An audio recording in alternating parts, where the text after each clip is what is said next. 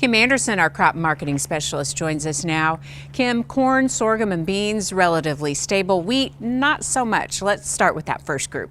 Well, corn prices look around Oklahoma around $3.40 a bushel. Go out in the Panhandle around $3.75. Now Milo's a little lower than the corn, $3.25 both in the Panhandle and around the state of Oklahoma.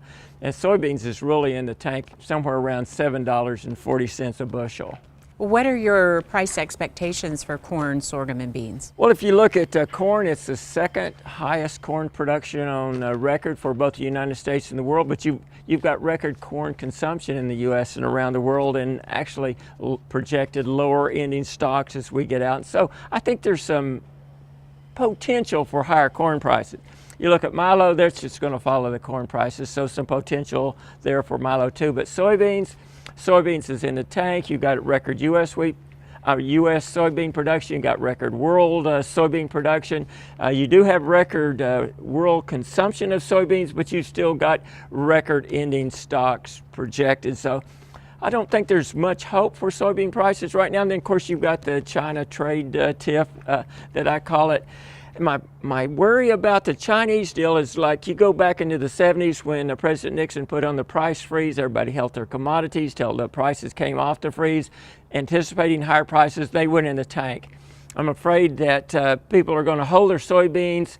Our farmers will hold the soybeans. The Chinese deal are going to have some agreement with U.S., and then everybody's going to sell their beans and prices are going lower. So I'm really skeptical about higher soybean prices, but I'm semi-positive for corn and Milo.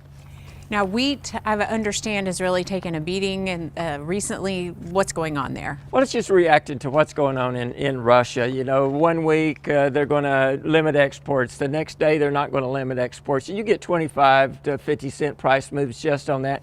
I think until we get some stability there, I look at the supply and demand situation. I'm positive for higher wheat prices. Finally, you and our friends in Ag Economics have a new colleague. Yes, Dr. Amy Hangerman. She comes to us from USDA, and I think she's going to be a good addition to our department for our policy specialist. Great, and we want to welcome her to Sunup this week as well to explain some changes with how the USDA is classifying cotton.